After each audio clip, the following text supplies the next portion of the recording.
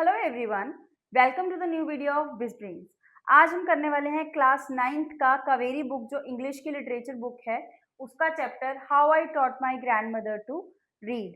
सो आज हम इसकी लाइन टू लाइन एक्सप्लेनेशन करेंगे। तो आइए स्टार्ट करते हैं। सो चैप्टर को स्टार्ट करने से पहले आइए जानते हैं कुछ ऑथर के बारे में। Now Sudha Murthy is a well known Indian writer, teacher and a social worker. बहुत वेल नोन टीचर हैं, राइटर हैं और एक सोशल वर्कर है। She is the writer of story how I taught my grandmother to read. Obviously ये chapter कर रहे हैं हम, तो ये भी इन्होंने ही लिखा है। Her stories are simple, inspiring and based on real life experience. जो सुधा मूर्ति का राइटिंग स्टाइल था वो बहुत ही सिंपल था एंड मोस्टली जो ऑर्डिनरी पीपल यानी कि जो कॉमन मैन है उनकी प्रॉब्लम्स को हाईलाइट किया जाता था, and that too in a very simple way. इनकी जो स्टोरीज होती थी ना, बहुत ज्यादा कॉम्प्लिकेट नहीं करती थी। She mainly writes about education, family values, kindness and Indian culture. उनका मेन फोकस जो रहता था वो education, family values, kindness and Indian culture पे रहता था। Also she is the chairperson of Infosys foundation. Well known foundation है, तो सब जानते हैं। तो आइए स्टार्ट करते हैं इसकी एक्सप्लेनेशन। तो let's begin with the introduction. In this chapter, the author recalls her childhood days spent with her grandparents in a village of North Karnataka. तो इस चैप्टर में ऑथर जो है वो अपने ग्रैंड पेरेंट्स के साथ जो उन्होंने बचपन में टाइम बिताया होता है उसको रिकॉल करती हैं, उसको याद करती हैं। कहाँ पे? नॉर्थ कर्नाटका के एक विलेज में। She describes how everyone ईगरली waited for the newspapers. वो बताती हैं क्योंकि बहुत पुराना टाइम था, टीवी, फोन से ऐसा कुछ नहीं होता था, तो जो भी पढ़ने वाले लोग होते थे वो किस चीज का वेट करते होते थे? न्यूज़पेपर्स का और मैगजीन्स का। Because transport facilities were poor, क्योंकि ट्रांसपोर्ट फैसिलिटीज इतनी ज़्यादा नहीं थी। तो कभी वीकली न्यूज़पेपर मैगजीन आ गया या कभी 2 वीक्स में एक बार आ गया, तो लोग बहुत ज़्यादा वेट करते होते थे किस चीज़ का, कि क्या नई न्यूज़ आई है या क्या नई चीज़ें हो रही हैं। The story mainly highlights the importance of education and loving bond between the author and her grandmother. तो ये स्टोरी किस चीज पे हाईलाइट करती है? Mainly the importance of education and secondly the love bond between author and her grandmother. तो start करते हैं। So let's begin with the part 1 of this chapter. When I was a girl of about 12, जब मैं 12 साल की लड़की थी, I used to stay in a village in North Karnataka with my grandparents. मैं नॉर्थ कर्नाटका के एक विलेज में अपने ग्रैंड पेरेंट्स के साथ रहती थी। Those days the transport system was not very good. उन दिनों में जो ट्रांसपोर्ट सिस्टम होता था वो बहुत ज़्यादा अच्छा नहीं था। So we use to get the morning paper only in the afternoon. तो क्योंकि ट्रांसपोर्ट फैसिलिटी इतनी अच्छी नहीं थी, तो जो मॉर्निंग पेपर होता था जो 7 साढ़े 7 बजे आ जाना चाहिए था, वो हमें कब मिलता था? In the afternoon. The weekly magazine use to come 1 day late. और वीकली मैगजीन जो संडे को आनी होती थी, फॉर एग्जाम्पल वो मंडे को आती थी, एक दिन लेट आती थी। All of us would wait eagerly for the bus which used to come with the papers, weekly magazines and the post. कहते हम सारे ना उस बस का वेट करते होते थे जो वीक में एक बार आती होती थी, जो कि क्या लेके आती थी? एक तो papers, newspapers, weekly magazines and the post. Post वही आपके लेटर्स और पोस्ट कार्ड्स और ये सब हो गया, ठीक है। At that time Triveni was a very popular writer in Kannada language. उस टाइम में त्रिवेणी जो थे, ये ऑथर का नाम है, वो बहुत ज्यादा फेमस राइटर थे कन्नड़ा लैंग्वेज में। She was wonderful writer, her style was easy to read and very convincing. Convincing यानी कि easy to understand, easy to believe. Believable style जो होता है उसको हम कन्विंसिंग बोलते हैं। मतलब उसका स्टोरी राइटिंग इस तरीके का था कि लोग इजीली बिलीव कर लेते थे। दो स्टोरीज भी नो के फिक्शनल होती है, नॉवेल्स फिक्शनल होती है ना, बट जो उनका वे ऑफ स्टाइल था, वे ऑफ राइटिंग था, वो इतना कन्विंसिंग था कि लोगों का इंटरेस्ट बन गया था उनकी लिखी हुई स्टोरीज की तरफ। Her stories usually dealt with the complex psychological problems in the lives of ordinary people and were always very interesting. कहते जो उनका राइटिंग स्टाइल था, उनकी जो स्टोरीज थी, वो यूजुअली किस चीज के साथ डील करती थी? Complex psychological problems. किनकी? ऑर्डिनरी पीपल की। मैंने आपको पहले भी बताया था ठीक है, जो ऑथर हैं उनका राइटिंग स्टाइल इतना सिंपल था कि वो इजीली लोगों को अट्रैक्ट कर लेता था अपनी तरफ। सेकेंडली उनकी जो राइटिंग थी वो किस चीज़ के साथ डील करती थी, कॉम्प्लेक्स साइकोलॉजिकल प्रॉब्लम्स के लोगों की साइकोलॉजी, मतलब माइंड से रिलेटेड यू कैन से, और डेली रूटीन की जो प्रॉब्लम्स थी किनकी, ऑर्डिनरी लोगों की, and were always very interesting. Unfortunately for Kannada literature she died very young. अब ऑब्वियस सी बात है, मतलब जब वो अच्छी राइटर थी बट बुरी किस्मत से वो जल्दी उनकी जो डेथ थी वो हो गई थी। But even now after 40 years, पर अब ये देखो कि उसकी राइटिंग कितनी ज्यादा इंप्रेसिव थी कि 40 साल बाद भी people continue to appreciate her novels, कि लोग अब भी उनकी नॉवेल्स को अप्रिशिएट करते हैं। One of her novels called Kashi Yatre, remember this is a very important word, I will take a darker pen. Okay, one of her novels, Kashi Yatre, was appearing as a serial in Kannada weekly Karmaveera then. कहते क्या था कि उस time पे जो magazines आती थी या उस जो पेपर्स आते थे उसमें उनकी एक सीरीज, आज के टाइम पे हम सीरीज बोल देते हैं, है ना, कि कोई सीरीज अगर हम स्टार्ट करते हैं कि उसका ये एपिसोड देखना है, इसके बाद क्या हुआ होगा, हम एक एक वीक तक वेट कर लेते हैं। सो उस टाइम पे भी क्या था, जो काशी यात्रा थी उसमें कन्नड़ा वीकली में आती थी जिसका नाम था Karmaveera. It is the story of an old lady and her ardent desire. Ardent here mean is very strong,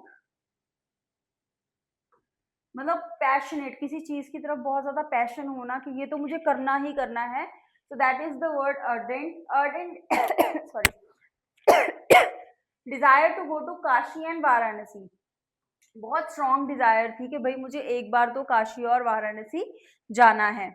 Most Hindus believe that going to Kashi and worshipping Lord Vishweshwara, remember all these names, these are very important, okay? Most Hindus believe that going to Kashi and worshipping Lord Vishweshwara is the ultimate punya. पुण्य is a Hindi word basically, जैसे हम बोलते हैं ना पाप और पुण्य, वैसी उस लेडी का, किस लेडी का, let me make it clear to you. Kaveri की जो रिटन स्टोरी आती थी किस में आती थी, करमवीरा में, ठीक है। उसमें टॉपिक स्टोरी का नाम क्या था, काशी यात्रे। अब काशी यात्रे में एक लेडी थी, एक ओल्ड लेडी थी जिसकी के बहुत स्ट्रॉन्ग डिजायर थी टू विजिट वेयर, काशी और वाराणसी, ठीक है, क्योंकि उसका मानना था काशी में लॉर्ड विश्वेश्वरा की पूजा कर, मतलब अगर किसी ने काशी जाके लॉर्ड विश्वेश्वरा की पूजा पूजा कर ली तो that will be the ultimate पुण्य, मतलब उससे ऊपर कुछ नहीं है, उसने दुनिया पाली जिसने ये वाले दर्शन कर लिए, ठीक है। This old lady also believed in this and her struggle to go there was described in that novel. इस नॉवल में सारा डिस्क्राइब किया गया था कि उस लेडी की डिजायर क्या थी और किस तरीके से उसने अपनी इस डिजायर को पूरा किया या नहीं किया, ये भी सब सस्पेंस बना हुआ था, देखने वाला था। यही रीजन था कि वहां के लोगों का इस नॉवल में बहुत ज्यादा इंटरेस्ट था। तो अब हम जानेंगे कि उस नॉवल में और क्या था। In the story there was also a young orphan girl who falls in love but there was no money for the wedding. कहते हैं स्टोरी में क्या था कि एक यंग ऑर्फन गर्ल थी who falls in love but there was no money for the wedding. उसको कोई पसंद आ जाता है, she falls in love with someone but because she has no money, तो in the end the old lady gives away all her savings without going to Kashi. अब देखो क्या निकला डिसीजन। अब कहाँ तो वो बोल रही थी कि भाई अगर काशी विश्वनाथ चले गए या काशी वाराणसी चले गए और वहां पे जाके लॉर्ड विश्वेश्वरा की पूजा कर ली तो अल्टीमेट पुण्य होगा, ठीक है। और कहाँ उसने अपनी पूरी सेविंग जो वो काशी के लिए बचा रही थी उसने उस लड़की को दे दी।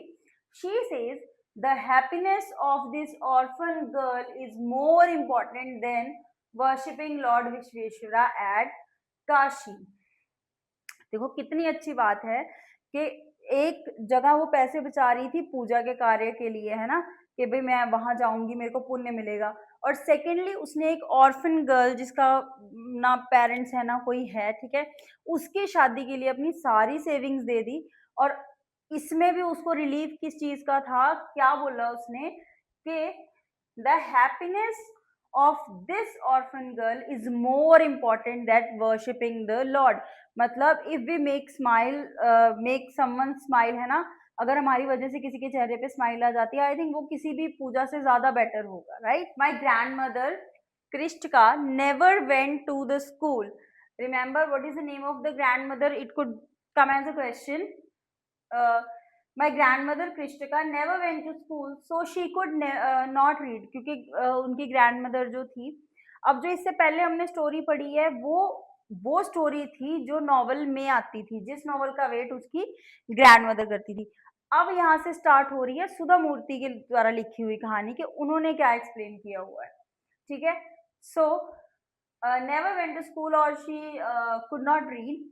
Every Wednesday, the magazine would come and I would read the next episode for this of this story to her. Her Wednesday वो मैगजीन आती थी और मैं अपनी दादी के लिए, सुधा मूर्ति बता रहे हैं कि मैं अपनी दादी माँ के लिए वो जो उसका नेक्स्ट एपिसोड था वो पढ़ के उनको सुनाती थी। During that time, she would forget all her work and listen with greatest concentration. उस टाइम पे वो अपना जो भी काम होता था ना वो सब भूल जाती थी, और जो मैं एपिसोड सुना रही होती थी, स्टोरी सुना रही होती थी, उसको बहुत ध्यान से सुनती थी। कंसंट्रेशन मीन्स बहुत ध्यान से। Later she could repeat the entire text by heart. मतलब वो इतना ध्यान से सुनती थी कि अगर उनसे जस्ट मतलब एपिसोड पूरा होने के बाद अगर हम उनसे पूछते हैं कि क्या हुआ था, उनको पूरा जो पूरा की पूरी स्टोरी थी वो बाय हार्ट याद हो जाती थी और वो उसको एक्सप्लेन कर सकती थी। My grandmother too never went to Kashi. मेरे ग्रैंड मदर भी कभी काशी नहीं गए थे। She identified herself with the novel's protagonist. मतलब प्रोटैगनिस्ट होता है जो मेन कैरेक्टर होता है, हीरो या हीरोइन जो भी होता है किसी नॉवल में, उसको प्रोटैगनिस्ट बोलते हैं, ठीक है। मेजरली प्रोटैगनिस्ट क्या होता है कि एक स्टोरी जो है वो किसके अराउंड रिवॉल्व कर रही है, ठीक है। जैसे हमने पीछे भी पढ़ा कि वो एक ओल्ड लेडी थी, सारी स्टोरी उसके बारे में थी, तो शी वॉज द प्रोटैगनिस्ट। और आइडेंटिफाइड मतलब उसको ना अपने जैसा लग रहा था ग्रैंड मदर को कि मैं भी कभी काशी नहीं गई हूँ, है ना, वो भी कभी गई नहीं थी, तो वो बहुत ज्यादा रिलेट कर पा रही थी उनके साथ। So more than anybody else she was the one most interested in knowing what happened next in the story. कहते और किसी का मुझे नहीं पता, but I know my grandmother was the most excited one, क्योंकि ऑब्वियसली बात है ग्रैंड मदर भी उसी एज की होगी क्योंकि वहां पे ओल्ड लेडी मेंशन किया हुआ था, राइट। सो वो बहुत ज्यादा उनको रेलेवेंट लग रहा था and use to insist that I read the serial out of her. और मेरे को इंसिस्ट करती थी कि भाई मैं इसको पूरी स्टोरी ए लाइन टू लाइन जो भी है मैं सारा उनको पढ़ के बताऊं। After hearing what happened next in Kashi Yatre, she would join her friends at the temple courtyard where we children would also gather to play hide and seek. अब कहते जैसे वो सुनती थी ना कि काशी यात्रा के एपिसोड में क्या हुआ, जैसे ही मैं उनको बताती थी वो फटाफट टेम्पल कोर्ट यार्ड, ये देखो ऐसे पिक्चर में हमें शो किया हुआ है कि टेम्पल के बाहर अपनी जितनी भी फ्रेंड्स होती थी सबको इकट्ठा कर लेती थी, जहाँ पे children would also gather to play hide and seek. और हम भी वहां पे अपना, ये रहे बच्चे पीछे, कि हम भी मंदिर में अपना हाइड एंड सीक खेलते थे। She would discuss the latest episode with her friends. ये तो हम आज के टाइम पे भी करते हैं ना, कि यूजुअली तो क्या होता है कि अगर कोई सीरीज आती है तो उसके पूरे एपिसोड आ जाते हैं, बट किसी केस में अगर पूरे एपिसोड्स नहीं आते हैं और वो सीरीज लकीली अच्छी निकल जाती है ना, जैसे थ्रिलर हो गया या सस्पेंस हो गया, so we would definitely call our friends और we definitely go and meet our friends and tell them कि भाई अब पता नहीं नेक्स्ट एपिसोड में क्या होगा। तो सेम उनका इंटरेस्ट इतना बन चुका था उस नॉवल में कि वो अपनी फ्रेंड्स को इकट्ठा करती थी और पूरा एपिसोड उनको डिटेल में एक्सप्लेन करती थी। At that time I never understood why there was so much debate about the story। कहते उस टाइम पे क्योंकि मैं छोटी थी तो मुझे नहीं समझ आता था कि इतनी छोटी सी स्टोरी के बारे में इतनी ज्यादा डिस्कशन क्यों करनी है। Once I went for a wedding with my cousins to the neighbouring village. कहते एक बार मैं अपने कजन्स के साथ एक शादी पे गई थी साथ वाले गाँव में। इन those days a wedding was a great event. उन दिनों में ना वेडिंग एक बहुत ग्रेट इवेंट होता था, ठीक है। We children enjoyed ourselves thoroughly. अब ऑब्वियसली उन दिनों में क्या, आज की शादियों में भी देख लो, जहां शादी होती है बच्चे बस इधर से उधर भागते रहते हैं, राइट। तो ये ऑथर जो है ये अपना एक्सप्लेन कर रही है कि हमने अपनी लाइफ को थॉरली एंजॉय किया। We would eat and play endlessly, savouring the freedom. Savour का मीनिंग होता है किसी चीज को मतलब अगर हम किसी चीज को खा रहे हैं तो प्रॉपर एक अच्छी इंटेंशन के साथ उसको खाना, कि अगर हमें कोई चीज टेस्टी लग रही है तो हमारी सोल को भी सेटिस्फाई करती है। बट ये मेजरली सेवरिंग ना खाने से रिलेटेड होता है। बट यहाँ पे सेवरिंग द फ्रीडम का मीनिंग क्या है कि अब शादियों में ऑब्वियसली बड़े लोग जो होते हैं वो अपने अपने कामों में बिजी रहते हैं। बच्चों का काम क्या होता है? खाना और इधर से उधर भागना और खेलना। तो ऑथर यहाँ पे यही कह रही है कि हमने शादी में खाया, एंडलेसली खेला और अपनी जो फ्रीडम थी उसको बेसिकली एंजॉय किया। Because all the elders were busy, I went for a couple of days but ended up staying there for a week. कहते मैं कुछ एक दिनों के लिए गई थी बट मैं पूरा एक वीक वहां पे रुक के आई उस विलेज में। Staying there for a week, when I came back to my village I saw my grandmother in tears. कहते मैं एक हफ्ते बाद वहां से, अब ऑब्वियसली वो छोटी थी, बचपने में थी, ठीक है, बच्चों का मन लग जाता है, मतलब उसका मन लग गया कजन्स के साथ, तो उसको जहां उसने 2-3 दिन रुकना था वहां उसने एक हफ्ता ले लिया। कहते जब मैं एक हफ्ते बाद वापस आई मैं क्या देखती हूँ, आई saw my grandmother in tears. अब यहाँ से आपको अंडरस्टूड हो गया होगा ऑलरेडी कि उसकी मदर क्यों रो रही थी, क्योंकि वो तो चलो छोटी है, उसको नहीं समझ आया। Let's see, I was surprised for I had never seen her cry even in the most difficult situation.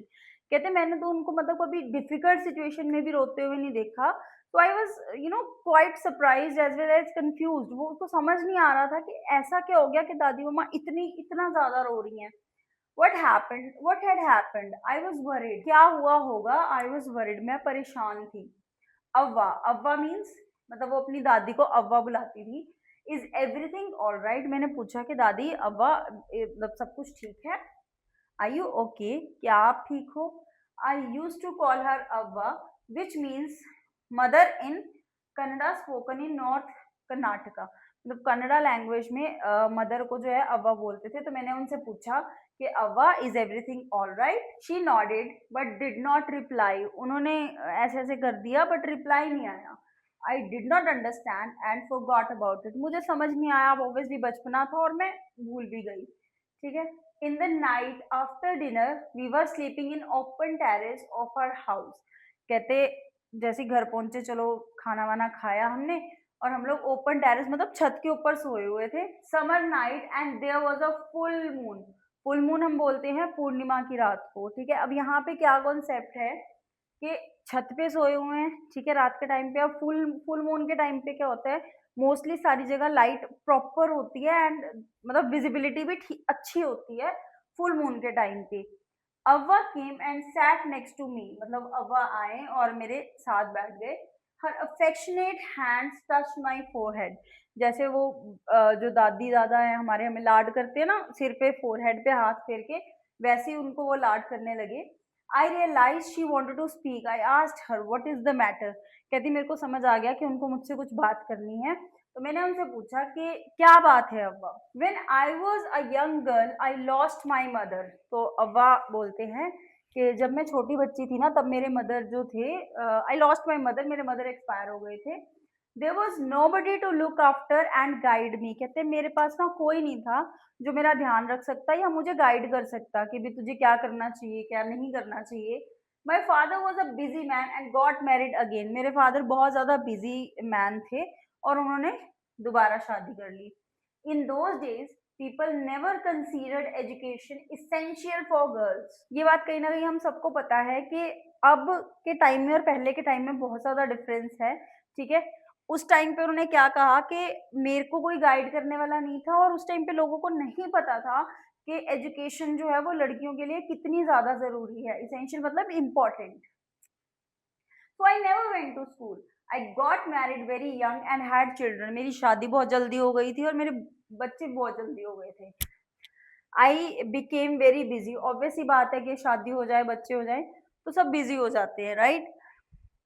Letter I had grandchildren and always felt so much happiness in cooking and feeding all of you. कहते उसके बाद पहले मैं माँ बनी, फिर मैं दादी माँ बनी, तो अब मुझे ना तुम सबको खुशी किस चीज में मिलती है? कुकिंग में, और तुम सबको प्यार से खाना खिलाने में। मेरे लिए वही लाइफ है और मुझे उसी में खुशी मिलती है। At times I use to regret not going to school. But हाँ, कभी-कभी ना मेरे को रिग्रेट होता है कि अगर मैं भी स्कूल गई होती, तो शायद आज जो मेरी लाइफ है वैसी ना होती। So I made sure that my children and grandchildren studied well. कहते इसीलिए मैंने ये मेक श्योर किया कि मेरे जो खुद के बच्चे हैं प्लस मेरे जो ग्रैंड चिल्ड्रन हैं वो ज़रूर पढ़ें। So this was the part 1 जिसमें हमने देखा कि ग्रैंड मदर जो है अपनी ग्रैंड डॉटर से बात कर रही हैं और उनको बता रही थी कि भई मैं तो नहीं पढ़ पाई बट मेरी इच्छा थी कि मेरे बच्चे और आगे उनके बच्चे ज़रूर पढ़ें। सो इसके नेक्स्ट पार्ट के लिए फॉलो कर लो हमारे चैनल को जिसका नाम है बिज़ ब्रेन लर्निंग।